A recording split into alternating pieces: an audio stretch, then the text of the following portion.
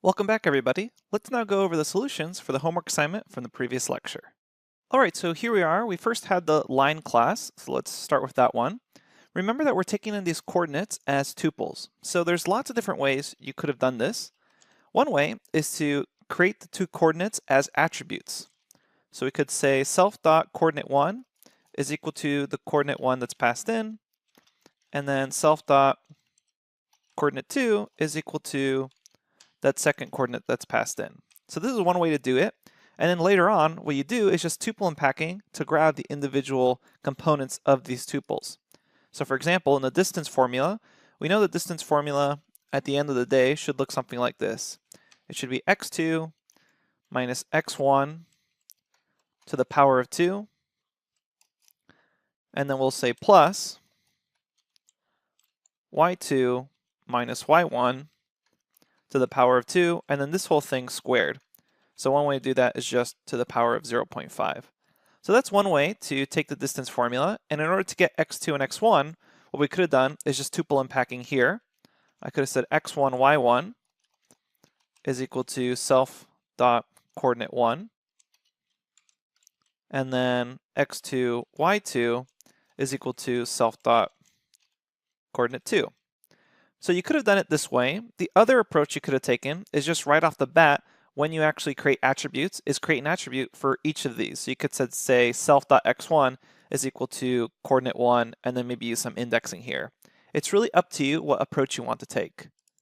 The main idea being that eventually you have to realize you need to somehow extract the actual components of that tuple, either through indexing or through tuple unpacking. And this is something that I wanted you to get practice with because often you're not going to just pass in single variables into your argument calls. They may be something like a list or a tuple, so you should have classes that are able to work with that. Finally, let's have the slope equation. And we can just copy and paste these lines from up here.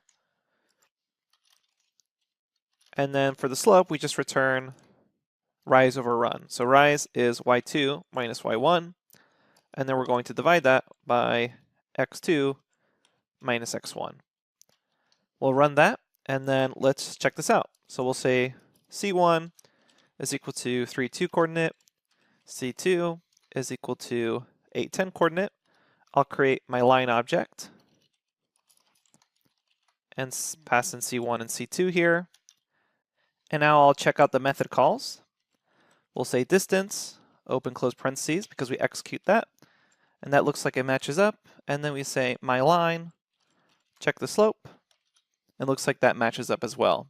If you're getting different numbers for distance and slope, given these two coordinates, double check your actual equations here. You may have mixed up x1 and x2, or y2 and y1. So keep that in mind. These should be the results you get for distance and slope given these coordinates. So definitely check your math if you're not getting those same results. It's really easy to make a typo here or use parentheses in the wrong way. So just keep that in mind as you continue. Now we're going to move along to this cylinder class. So as I mentioned when we were going over the homework, this one's actually a little simpler than that line class. So here we have height and radius. Notice they have default height and radius. What I'm going to do is make those both attributes straight up since they're integers being passed in. So self.height attribute is equal to height, and then the instance's radius is going to be equal to the radius that is passed in. And then we're going to just return the volume equation. The volume for a cylinder, you could have Googled this. It's basically just height times pi. We could have also done a class object attribute there, but I'll just pass in 3.14. And then it's going to be the radius. So self.radius to the power of 2. And notice here how I'm using self.height and self.radius inside these method calls because I need to reference the instance of the object's own height and own radius. I can't just reference height and radius by itself. I need that self parameter. Then for surface area, this one's a little more complicated of a formula. Basically, you have the top and bottom of the cylinder, which is pi r squared. So I'm going to say that the top of the cylinder is pi r squared, so self radius to the power of 2. There's a top and bottom, so for the whole surface area, I'm going to return 2 times top, 1 for the top, 1 for the bottom, and then plus the rest of the formula, which is 2 times pi times self.radius times self.height.